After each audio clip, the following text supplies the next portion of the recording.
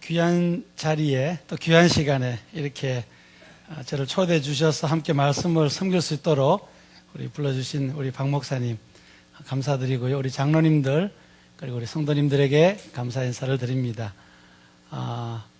8주년이죠, 목사님? 8주년 기념 창립 기념식을 하면서 또 이렇게 이 귀한 곳에 귀한 직분자들을 이렇게 세우시고 또 이렇게 임직하는 그런 소식을 페이스북을 통해서 제가 봤습니다. 페이스북에 축하의 메시지를 제가 간단하게 남겼지만 제가 이렇게 왔으니까 여러분에게 다시 한번 온 교우에게 임직 받으신 분들에게 진심으로 축하드립니다. 마지막 시대에 하나님 사명 잘 감당하시는 그런 교회와 그런 임직자들 다 되시기를 간절히 바랍니다. 작년에 제가 또 이렇게 플로에 공부하러 와서 잠시 이곳에서 말씀을 전거했는데 공교롭게도 그날은 아르헨티나의 어머니 날이었습니다.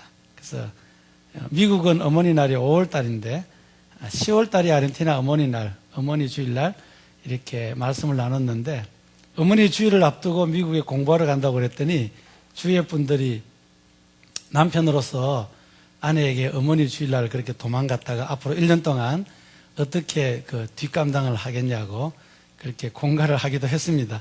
어쨌든 와서 이렇게 어머니 주일을 여기서 제가 보내면서 미국이 어머니 주일이 아니었지만 하나님께서 우리의 아버지시라면 칼빈은 교회는 영적인 어머니 역할을 한다. 그래서 교회의 중요성을 잠시 나눴던 적이 있습니다.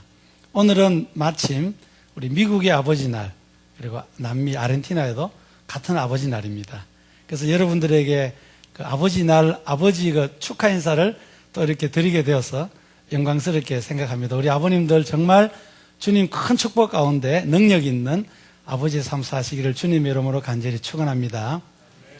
제가 아버지 날 이렇게 멀리 여행 간다고 했더니 우리 아이들이 제일 좋아해요. 원래는 선물을 안 사도 되겠구나. 그래서 경제적인 한 해를 보내게 됐다고 그렇게 좋아하는 이야기를 듣고 왔는데 아침에 축하한다는 메시지는 제가 받았습니다. 다시 한번 잠시 기도드리고 말씀을 나누겠습니다. 하나님 아버지, 우리 찬양팀과 함께 온 마음을 다하여 존귀하신 주님을 찬양했습니다. 부족한 저희들의 찬양이지만 받아주시옵시고 이 시간에는 주님께서 말씀하시는 시간이 오매 우리들이 마음의 문을 열고 주님의 음성을 기다립니다. 전하는 자나 듣는 자가 함께 사람 바라보지 아니하고 세상 바라보지 아니하고 함께 하늘을 향하여 초점을 맞추고 하나님께서 오늘 우리들에게 말씀하시고자 하는 귀한 말씀 들을 수 있도록 역사하여 주시옵소서. 예수님의 이름으로 간절히 기도하옵나이다. 아멘.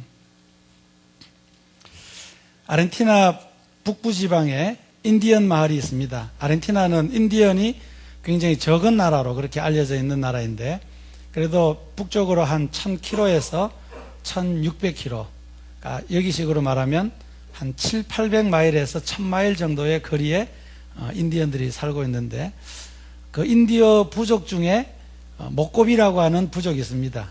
이제 그 숫자로 말하면 한 3번째에서 4번째 정도 되는 그런 부족인데 이제 이렇게 마을을 모여서 살고 그리고 이제 백인들도 같이 살죠. 주로 백인들은 인디언 땅에서 농사 짓는 큰 대농을 합니다. 그러니까 인디언들이 땅 다 뺏기고 그저 농장에서 이렇게 조그맣게 부락을 이뤄서 사는데 제가 하고 있는 목회자 훈련을 백인들에게만 하지 않고 인디언들에게도 했으면 좋겠다 해서 한번 또 다른 부족의 추장이 제가 친구로 있어서 방문을 했습니다. 나무 그늘 밑에 의자를 이렇게 놓고 이렇게 대화를 하는 가운데 인디언들은 주로 우리가 가면 대화를 많이 듣는 편입니다. 말을 잘 안 해요. 그래서 가끔 쏟기도 합니다. 우리 선교사들이나 백인들이 가서 막 이렇게 가리키고 말을 하면 다 듣고 고개를 끄덕끄덕해요. 심지어는 눈물까지 흘립니다. 그래서 이분들이 우리 이야기를 다 알아듣고 감동을 받구나. 근데 보면은 10분의 1, 20분의 1도 받아들이질 않습니다.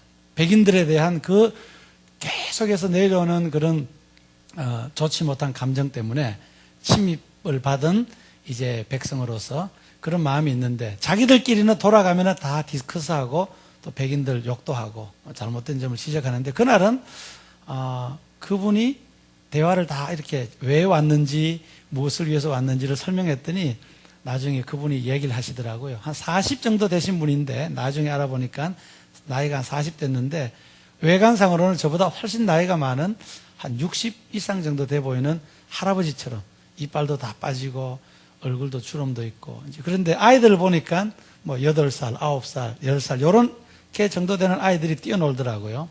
다 이야기를 듣고 난 다음에 그분이 그렇게 얘기하세요.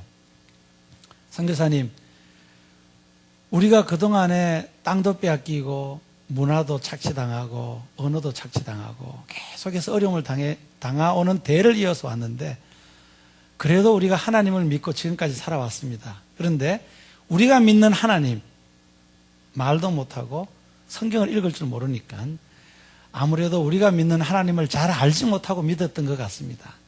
그러나 우리는 이미 다 인생을 다 살았기 때문에 혹시 잘 모르고 믿었고 실수하고 믿었고 했는 거 우리가 하나님 앞에 회개하면 되는데 문제는 이제 자라나고 있는 우리 아이들, 우리 2세들 얘네들을 어떻게 하면 좋습니까? 우리는 이것을 운명이라고 생각하고 잘 배우지 못하고 잘 몰라서 하나님을 잘 못 섬겼지만 그러나 우리 아이들만큼은 우리보다도 좀 더 잘 배워서 성경을 통해서 하나님을 잘 알아서 잘 섬기는 그런 다음 제너레이션이 됐으면 좋겠습니다. 우리 손주들은 더 하나님을 잘 아는 그런 제너레이션이 됐으면 좋겠습니다.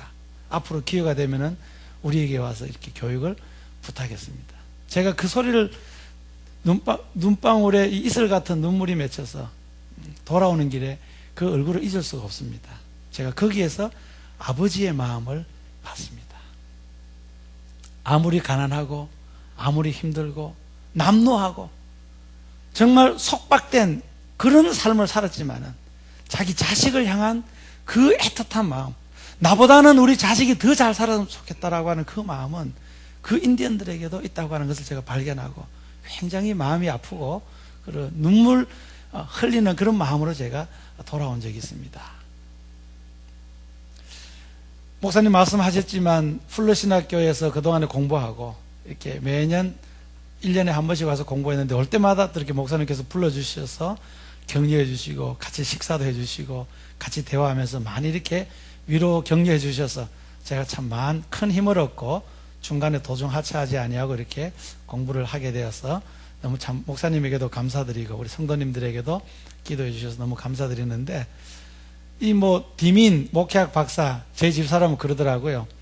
남들 다 하는 거 그거 좀 한다고 그렇게 생색을 내냐고 우스갯소리로 그렇게 했습니다. 그런데 이제 마지막까지 논문 쓰고 공부하면서 굉장히 참 이것도 쉬운 일이 아니구나 라는 그런 이제 경험을 했고요. 굉장히 많은 교육을 받았고 그리고 이제 졸업식을 3일 동안 하더라고요. 근데 이제 목요일 날 오전 시간에 논문 발표를 하고 그리고 오후 시간에 후딩 세리머니를 하는 시간을 가졌습니다. 우리 박사 과정을 따로 모아가지고 이제 논문 지도한 교수들이 자기가 지도한 그 학생들을 이렇게 나오면은 여러분들 천주교에 가면은 기도할 때 무릎 꿇고 이렇게 앞에 이렇게 팔을 이렇게 받치는 그런 조그마한 의자 있잖아요. 책상처럼 의자인데 거기에 앉고 그러면 이제 뒤에서 자기를 지도했던 그 교수님이 그 제자에게 후드를 이렇게 목에다 걸어주고 어깨를 톡톡 치면서 이제 격려합니다. 이제 그 순서가 끝나면 다 모여서 2명 혹은 3명, 4명 자기가 지도했던 학생들을 이렇게 한 곳에 모아놓고 거기 참석한 모든 분들하고 기도를 합니다. 축복의 기도를 하는데 제가 만만하게 보고 시시하게 봤던 그런 과정들을 이 여러 교수님들이 멘토했던 분들이 많으니까 그 모든 분들의 기도를 다 들으면서 얼마나 감격하는 시간을 가졌는지 알 수가 없습니다. 그 박사과정 논문을 이렇게 거치면서 수업을 하면서 나중에 알고 봤더니 풀러의 한국학부 선교대학원 디민 과정에 입학했던 사람들 중에 졸업생은 30% 정도밖에 안 된다는 이야기를 들었습니다. 70%는 여러 가지 어려운 상황 가운데 중간에 사모님이 아플 수도 있고요. 또 자녀가 어려움을 겪을 수도 있고 또 여러 가지 교회가 어려움을 겪을 수도 있고 경제적인 부분이 안 됐을 수도 있고 일이 너무 바빠가지고 리포트를 다 못 써낼 수도 있고 굉장히 복잡한 다양한 사건들이 다 있지 않겠어요? 그러니까 우리 교수님들은 그 과정들을 다 아는 겁니다. 한 명의 한 명의 애로사항을 다 알고 어떻게 해서든지 간에 그분들이 도중하차하지 아니하고 연구하고 학문과 그리고 현장의 그 사역들을 겸비하는 지도자가 되어서 선교 현장에서 자라도록 계속해서 메일 보내고 격려하고 기도하고 했던 과정을 다 알기 때문에 그분들이 자기 제자들이 졸업하는 제자들이 이렇게 후딩을 하는 그 장면이 얼마나 마음이 기쁘겠습니까? 기도 속에 그게 다 나타나더라고요. 하나님 아버지, 우리 선교사님들이 이제 공부하는 과정에 이런 어려움 속에서 끝까지 놓지 아니하고 하나님의 은혜로 감당했습니다. 이제 선교지로 나아갑니다. 이집트를 축복하시고 에티오피아를 축복하시고 요르단을 축복하시고 인도네시아를 축복하시고 선교사님들이 각 있는 나라들을 눈물로 기도하는 그 기도를 들을 때에 저는 거기에서 스승님의 마음을 발견했습니다. 한국 우리 옛날 어르신네들은 스승님과 부모님은 거의 동격으로 그렇게 이해했던 시절이 있습니다. 스승님의 마음, 부모님의 마음. 연약하고 부족하지만 그러나 그분들이 가르쳤던 제자와 그분들이 이렇게 태어나게 해서 기르는 자녀들이 자기보다도 더 훌륭하게, 자기보다도 더 하나님 믿고 자기보다도 더 하나님 사랑받는 그런 역량 있는 사람과 지도자가 되게 해달라고 하는 그 소원은 동서고금을 막론하고 같은 것이라고 하는, 제가 그런 것을 볼 때에 오늘 아버지 날을 맞이하면서 하나님께서 우리에게 주시는 교훈의 말씀은 무엇인가 짧게 한번 묵상하려고 합니다. 제가 아직까지 나이가 그렇게 많지 않기 때문에 이런 부모님의 날에 설교가 늘 부담스럽고 힘들지만 이렇게 제가 또 객지에 나왔으니까 이렇게 또 한번 하나님의 말씀을, 그리고 지난번에 이렇게 졸업식 하면서 느꼈던 그 스승님의 마음을 내가 조금이라도 보답하는 의미에서 함께 나누려고 합니다. 오늘 성경 말씀을 보시면 사도 바울이 그 영적인 아들 디모데에게 이렇게 시작합니다. 내 아들아. 우리는 그냥 문자니까 내 아들아 그러므로 이렇게 읽지만은 영적인 아들 디모데가 영적인 아버지 바울의 편지를 내 아들아 라고 했을 때에 얼마나 그 감개무량했겠습니까? 바울은 육신적인 아들은 없습니다마는 그가 정말 애지중지 그리고 기도 가운데 키웠던, 영향력을 끼쳤던 디모데에게 생애의 마지막 기간에 언제 하나님 앞으로 갈 수밖에 없는 시간, 그 상황 속에 마지막으로 영적인 아들 디모데에게 마지막으로 요원과 같은 말씀을 남기는데 무엇이라고 남깁니까? 너는 그리스도 예수 안에 있는 은혜 가운데서 강하고. 늘 우리가 듣던 얘기니까 별로 감동 없이 들을 수도 있겠습니다만은 조금 바울의 과거를 생각해 보면 좀 감동이 달라질 겁니다. 바울이 되기 전에 이름이 뭐였죠? 사울이었습니다. 사울의 삶이 어땠습니까? 우리가 기독교인적인 입장에서 봤을 때는 뭐 죄수 중에 죄수라고 그렇게 욕을 할 수도 있겠지만, 그러나 그 시대에 사울은 그 당시에 최고의 학벌을 가진 소유자였습니다. 그리고 지금으로 말하면은 몇 가지의 박사학위를 가진 사람인지도 모릅니다. 그리고 그 당시에 히브리인 중에 히브리인이었고 유대교에서는 가장 정통이라고 할 수 있는 가문의 자녀였습니다. 그리고 또 하나는 가말리엘 그 학파에서 최고로 공부한 사람이었고요.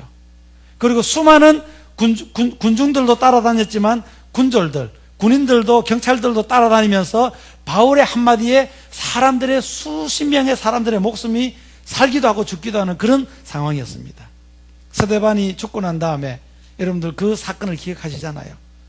핍박이 있고 사도 바울이 앞장서서 예수 믿는 사람을 집집마다 찾아다니면서 감옥에 가두고 죽이기 위하여 눈에 불을 켜고 잡아러 다니는데 거기에 가장 수장이 누구였냐면은 사울이었습니다.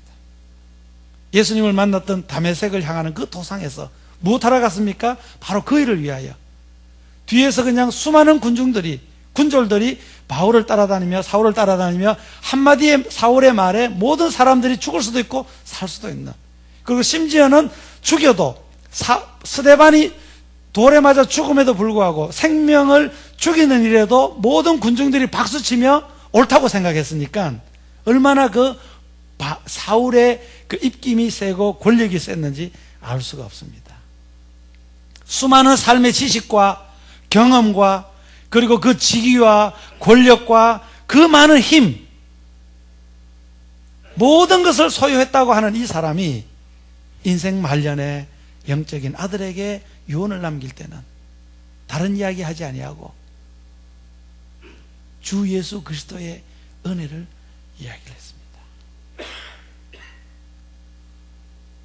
바울이 예수님을 만나고 난 다음에 어떤 고백을 했습니까? 빌립보서를 통하여 우리에게 가르쳐주는 고백은 내가 그동안에는 수많은 것들을 가지려고 애를 썼지만 내가 예수 그리스도를 만나고 난 이후에는 이 모든 것들이 나에게는 배설물과 같다. 조금 고상하게 표현해서 배설물이지 우리 그냥 아이들이 표현하는 한국식 표현은 그냥 똥입니다. 똥. 그의 권력, 그의 학문, 그리고 수많은 사람들에게 가지고 있는 인기, 모든 것들이 지식, 이런 것들이 다 배설물과 같다는 것입니다.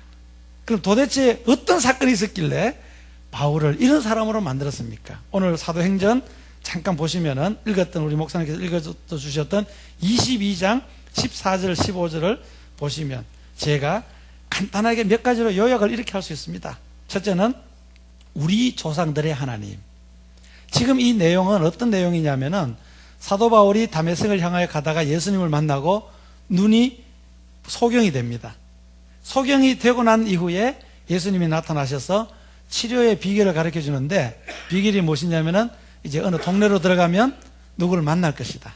그 사람의 이름이 아나니아 선지자인데 그 사람을 만나면 네가 눈을 고침을 받고 너에게 할 일을 가르쳐 줄 것이다. 그렇게 해서 그 사람을 만났어요.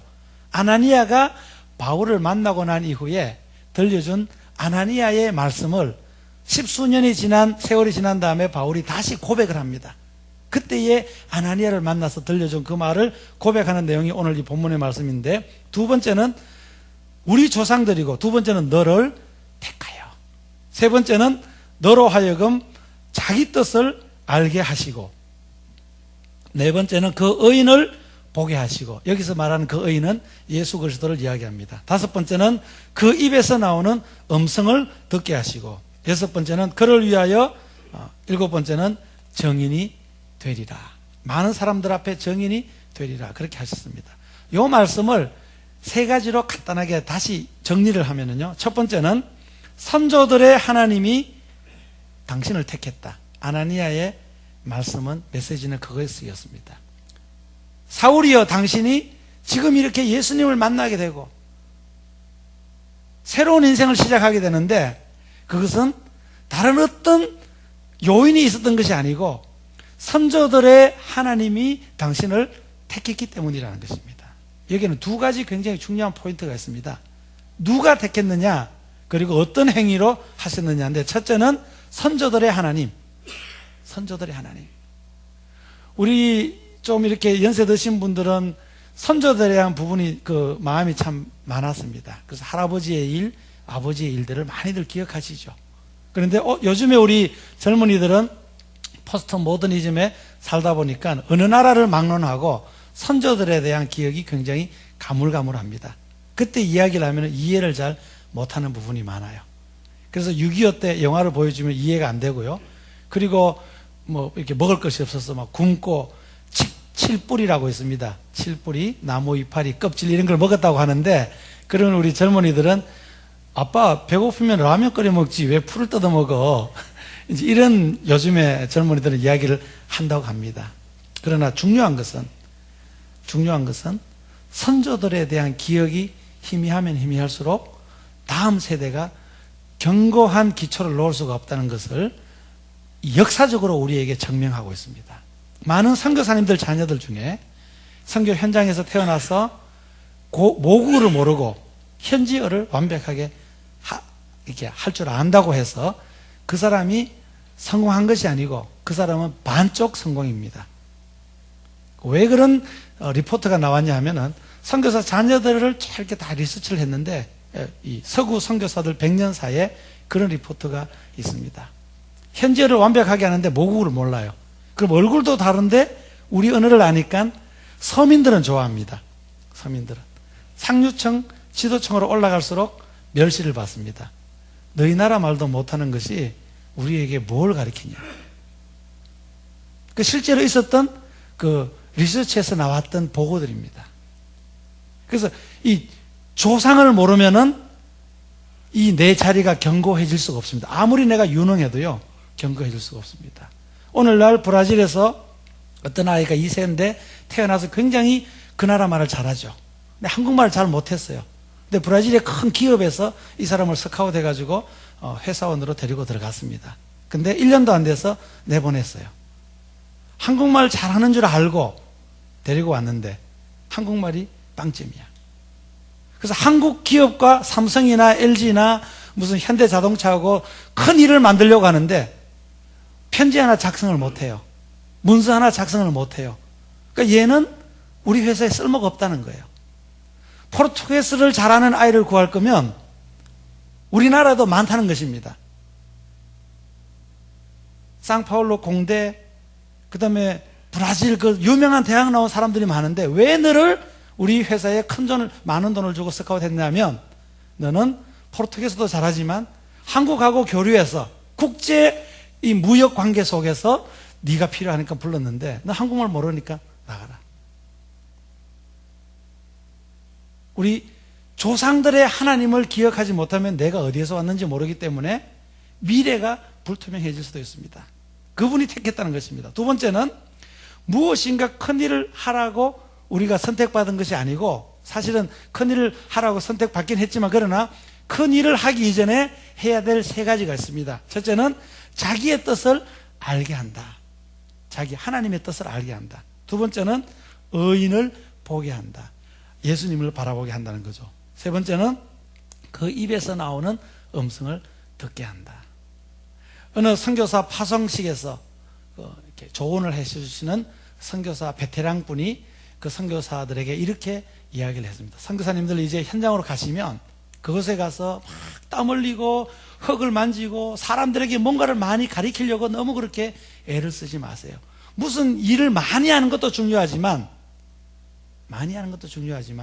당신이 그곳에서 하나님의 뜻을 분명하게 날마다 깨닫고 그리고 예수 그리스도를 날마다 바라보며 예수님의 그 얼굴에서 나오는 그 빛을 우리가 바라보고 그의 입에서 나오는 말씀을 내 삶에 적용시킬 때 당신은 작은 한 사람의 예수가 되어서 예수 그리스도의 빛을 반사하는 삶을 살게 될 것입니다.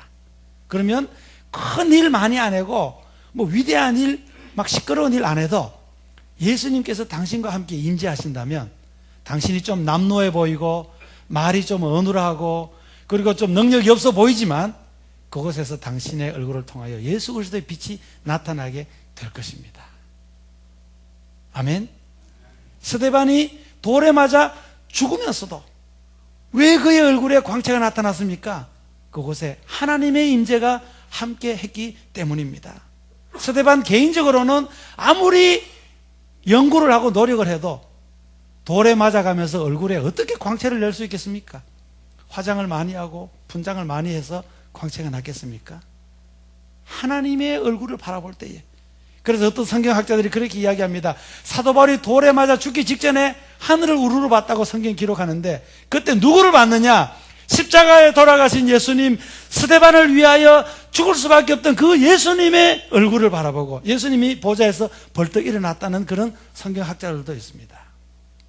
그 예수님을 봤을 때 그의 얼굴에 광채가 나타났다는 것입니다. 우리가 자녀들을 향하여 아버지로서 무언가를 해야 된다고 생각하지만 그러나 그 많은 것들을 했다고 해서 자녀가 100% 잘 된다고 보장할 수는 없다는 것입니다. 부잣집에 태어난 자녀들이 다 잘 됩니까? 그렇다고 해서 가난한 집에 태어난 아이들이 다 못 되는 것도 아니라는 것입니다. 많은 것을 해줄 수 있으면 좋겠죠. 그러나 그 많은 것을 해주는 것보다 더 중요한 것은 내가 가장으로서 내 10살짜리, 11살짜리, 15살짜리 아이가 이해하지 못하고 아무리 교회에서 설교를 들어도 도무지 감동이 되지 않는 그 하나님의 말씀을 우리가 목사님을 통하여 아버지로서 먼저 듣고 가정에서 좀 성질이 나빠서 화도 낼 때도 있고 때릴 때도 있고 심지어는 그릇을 던져서 부수는 한이 있다 할지라도 내 마음속에는 변치 아니하는 하나님을 바라보는 그 노력과 그리고 하나님의 음성을 듣는 그 삶이 평상시에 나타난다면 우리 아버지도 화가 나면 때리고 그릇을 던져서 부수뜨리는 인간이시구나.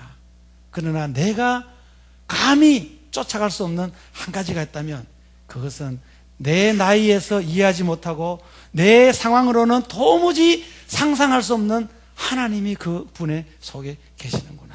그분은 연약하지만 오늘도 하나님의 도움을 간구하기 위하여 무릎을 꿇을 줄 아시는 분이고, 나에게 화가 나서 뺨을 때렸다 할지라도 돌아서서 그분은 하나님에게 나아가 회개할 줄 아는 영적인 아버지구나.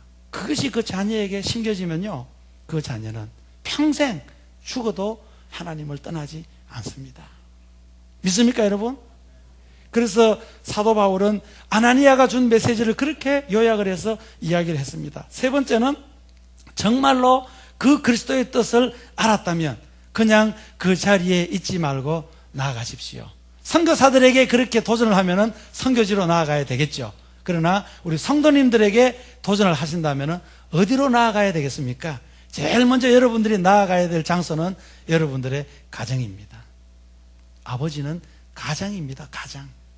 조금 나이가 들어서 몸이 연약하고, 저는 그렇게 생각합니다. 아버지가 교통사고가 나서 불구자가 되어서 365일 침대를 의지하고 누워서 사실 수밖에 없는 상황이지만 그 아버지는 가장이십니다.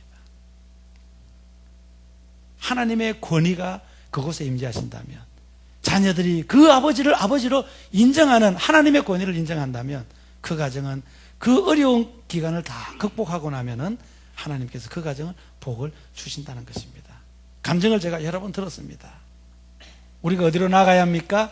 우리가 살고 있는 직장으로 우리가 나아가야 합니다. 하나님의 뜻을 분명히 알았으면 그 직장 속에서 작은 예수 그리스도와 같은 삶을 우리가 살 때에, 저 사람이 우리 직장에 들어오고 난 이후부터는 우리 직장에 웃음꽃이 피기 나기 시작했어. 저 사람이 우리 직장에 들어오고 나서부터는 욕하는 소리가 좀 줄어들었어. 얼마나 귀한 존재들입니까? 한국의 어느 시골에, 경상도에 있는 어느 시골인데, 그 시청의 시장님이 담임 목사님을 초청을 했답니다. 저녁 식사를 한번 하려고. 그래서 내가 뭐 특별히 나쁜 짓을 했나, 아니면 또 우리 교회에 무슨 도움을 요청할까, 이런 생각으로 이제 갔는데, 굉장히 큰 이렇게 그 국회의원 정도 초청하는 그 식사처럼 아주 대접을 잘 받았대요. 이제 왜 저를 초청했습니까? 식사를 이제 거의 다 끝마칠 쯤 얘기했더니, 저는 목사님을 모릅니다. 그런데 우리 시청의 직원 중에 한 여자 자매가, 아가씨가 이제 들어왔는데, 이 자매는 매년마다 투표하면은 인기에서 매년마다 1등을 받고, 무슨 일을 할 때마다 사람들이 다 그 자매를 좋아한대요. 나중에 여러 번 이렇게 시간이 지나면서 물어봤더니, 도대체 너는 왜 그렇게 희생을 하면서 그렇게 어렵게 하냐? 그랬더니 이 자매가 쭉 얘기를 하더래요. 자기는 이 교회, A라는 교회에 이제 성도인데, 우리 목사님이 늘 이렇게 설교할 때에 조금 힘들어도 조금 희생해라. 한 발만 양보해라. 예수님 때문에. 우리가 모든 것을 큰 소리 칠 수 있는 자유도 있고, 우리의 그 특권을 다 누릴 수 있는 조건과 자유가 다 있지만, 그러나 우리가 세상에서 예수님 때문에 조금만 양보해라. 그랬더니 이 자매가 기도를 하면서 이제 그 직원으로 들어갔습니다. 첫째 날부터 했던 일이요, 자기가 주일날 교회 가기 위해서는 당번하는 사람을 다 이렇게 딱 파악을 하고, 미리 누가 좀 내 대신 당번해 줄 사람 없으세요? 그러면은 제일 먼저 손을 든대요. 그러니까 사람들이 이 자매에게 모든 것을 맡겼답니다. 그리고 난 다음에 주일날 자기가 당번이 걸리면, 선배님 저 선물 하나 딱 사가지고 내일은 제가 당번인데 좀 대신 좀 해주세요. 그러면 또 서로 해준대요. 왜냐하면 그동안에 받아먹은 게 있으니까. 그래서 성수지를 잘할 수 있었고, 직원들의 생일을 다 파악해가지고 하다못해 조그마한 카드에다가 좋은 글귀를 써서, 성경 말씀도 안 쓴답니다. 그 성경 말씀 외에도 좋은 글귀가 있잖아요. 좋은 글씨 쓰고, 그 다음에 그 초콜릿이나 이런 것들 하나씩 딱 얹어놔요. 그럼 뭐 큰 돈 드는 일이 아니잖아요. 제일 일찍 와서 다 이렇게 선물을 갖다 놓습니다. 그리고 항상 꽃이 시들 때쯤 되면은 새로운 꽃이 화분에 다 이렇게 꽂혀 있대요. 근데 그것이 누가 하는지 다 몰랐답니다. 나중에 몇 개월 지나고 나서 보니까 항상 이 자매가 그렇게 해왔다는 거예요. 그래서 이 자매가 우리 시청의 직원으로 들어오고 난 이후에는 웃음꽃이 피고 서로 양보하는 분위기가 생겼고, 그리고 서로 도와주는 분위기가 생겼고 악의 다툼하는 일이 없어졌다. 가장 말단 직원인데도 그래서 도대체 너를 가리키는 그 교회 목사가 도대체 누구냐? 도대체 누구기 때문에 네가 이렇게 하느냐 해서 목사님을 한번 초대해서 식사를 대접했습니다. 현장에서는 눈물이 나는 것을 억지로 참고 차를 타고 오면서 울었대요, 목사님이. 나같이 부족한 목사가 그래서 하나님의 말씀으로 양육을 했는데 이 자매가 그곳에 들어가서 그 진짜 순종하고 딱 조금씩 그 희생을 했는데 이 온 시청 직원들이 다 좋아하는 시장까지 너무너무 기뻐서 이렇게 그 목사님을 만나고 이렇게 대접, 자기 인생에 처음 받았대요. 시골 교회 목사님이 뭐 이렇게 또 대접을 받을 수 있는 기회가 있겠습니까? 여러분, 우리가 목사님의 그 말씀을 내 삶 속에 큰 거 바라지도 않습니다. 뭐 그냥 만불씩 기부하라는 얘기도 아니고요. 남 대신 죽으라는 얘기도 아니고 남 대신 엉덩이 뭐 맞으라는 얘기도 아니고 대신 감옥에 가주라는 얘기도 아니에요. 카드 한 장, 사탕 하나, 초콜릿 하나가 사람의 마음을 감동시킵니다. 우리가 이제 어디로 나가야 됩니까? 첫째는 가정으로 가서 우리의 연약한 모습을 하나님 앞에 그대로 인정하며 내가 화가 나서 아이들을 때릴 때도 있고 욕을 할 때도 있습니다. 그러나 그 연약함 속에서 하나님을 바라보고 하나님 나와 함께 하시는 모습을 우리들이 자녀들에게 보여준다면 하나님께서 그 자녀들을 통하여 또 역사하실 줄로 저는 믿습니다. 제가 간단한 제 개인적인 간증을 하나 하고 마치겠습니다. 저희가 아까도 말씀드렸지만 1000km, 뭐 1500km를 이렇게 자주 가는데 저희가 가지고 있는 차가 소형차 코롤라입니다. 코롤라. 그러니까 저희 집 이제 자녀가 3명인데 위로 둘이 딸이고 막내가 아들인데 이제 1000km, 1500km 이렇게 차를 타고 가면 같이 가끔 갈 때가 있습니다. 누나들 뒤에 앉고 중간에 이제 막내가 앉고. 근데 차 출발만 하면 얘는 누워요. 다리 한쪽은 작은 누나 다리 위에 올리고 머리는 큰 누나 이렇게 다리 위에 올려서 자요. 아기가 작을 때는 괜찮았는데 이제 지금 원래 만 10살 되니까 머리도 무거워지고 덩치도 크니까 누나들이 막 짜증을 냅니다. 그러다 보니까 가끔 이제 아이들도 그러고 저희들도 그러고 야 우리도 7인승 차가 하나 있으면 그래 좀 이렇게 선교지 방문하는데 좋겠지 않겠냐 기도해보자. 뭐 이제 그렇게 얘기 넘어갔습니다. 그런데 한 번은 아이가 학교를 가다가 자기 엄마한테 이렇게 차가 이렇게 지나가니까 엄마 저 차 되게 좋지. 저런 차 하나 있으면 좋겠지. 그래서 속으로 야 이 녀석이 어리지만 기특하게도 말귀를 알아듣고 이제 그러는가 보다 싶어서 야 너 빨리 커서 그럼 아빠 차 하나 사줘. 이제 10살이니까 언제 차를 하나 선물 받겠습니까? 그런데 그래도 이제 어떤 그런 기대를 가지고 그렇게 얘기를 했더니 아니야 엄마 그러더래요. 아니야? 왜 아니야? 그랬더니 아니야 저 차를 사면 옆에는 내 와이프가 앉고 이제 뒤에는 엄마 아빠처럼 애를 셋 낳을 거니까 애들이 이렇게 앉게 되면 짐 싣고 이러면 엄마 아빠 앉을 자리가 없을 것 같아. 그 얘기를 집사람이 집에 와가지고 하면서 여보 큰일 났어 우리. 이래가지고 우리 쟤한테 밥 한 그릇 얻어먹겠어? 자식을 키우는 것이 밥 얻어먹기 위해서 하는 건 아니잖아요.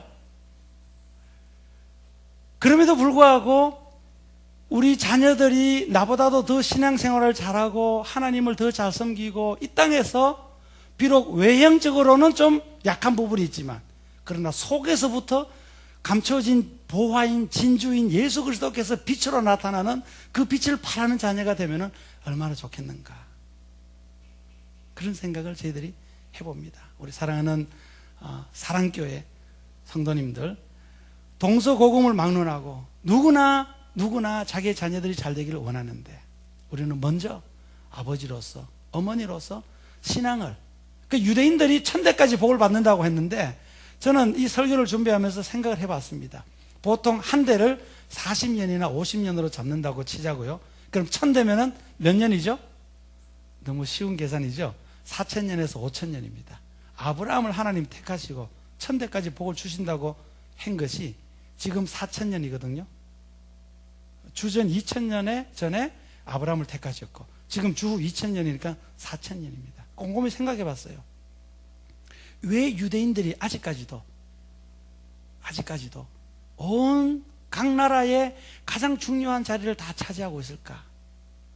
조상들이 정말 하나님의 말씀을 묵상하고 하나님의 말씀대로 살았더니 하나님이 약속이니까 계속해서 이렇게 주지 않는가 조금 억지로 제가 해석을 해봅니다. 그럼 저희 집사람이 그런 얘기를 해요. 구약을 묵상하다가 여보 하나님이 다 해주신다는데 하나님의 말씀만 잘 듣고 하나님의 뜻대로만 살면은 넘어져도 이렇게 세워주고 들어가도 복을 받고 나가도 복을 받고 자빠져도 복을 받고 망하는 일이 없고 하나님 손으로 전쟁이 일어나면 대신 다 싸워주시고 그렇게 하는데 왜 이렇게 하나님의 뜻대로 사는 것이 어려울까? 정말 어렵습니다. 시대가 그렇고 여러 가지로 어렵습니다. 그럼에도 불구하고 우리를 사랑하는 성도님들, 이 마지막 시대에 살고 있는 우리 사랑교회 성도님들만큼은 하나님의 말씀을, 하나님을 바라보고 하나님의 음성을 듣고 내 자신이 먼저 예수님을 바라보는 예수님의 그 빛나는 광채의 얼굴을 우리에게 보여주셔서 우리의 삶을 통하여 그런 모습을 나타내는 삶을 통하여 가정이 화목하고 이 사회가 여러분들을 통하여 기쁨이 넘치게 되고 희망이 없는 곳에 희망이 솟아나는 그런 아름다운, 그래서 지금은 우리가 힘들지만 우리의 천대를 바라보고 우리 자손들이 천대 후에라도 천대까지라도 하나님을 보여잡고 사는 그런 축복을 받을 수 있는 일들을 또 감당하는 그런 우리 가문이 되게 하여 주시옵소서. 올해 아버지 날은 이런 결단의 기도를 통하여 그런 축복이 우리 모든 아버지님들과 이 교회 위에 넘치기를 주님의 이름으로 간절히 축원합니다. 기도하시겠습니다. 살아계신 하나님 아버지,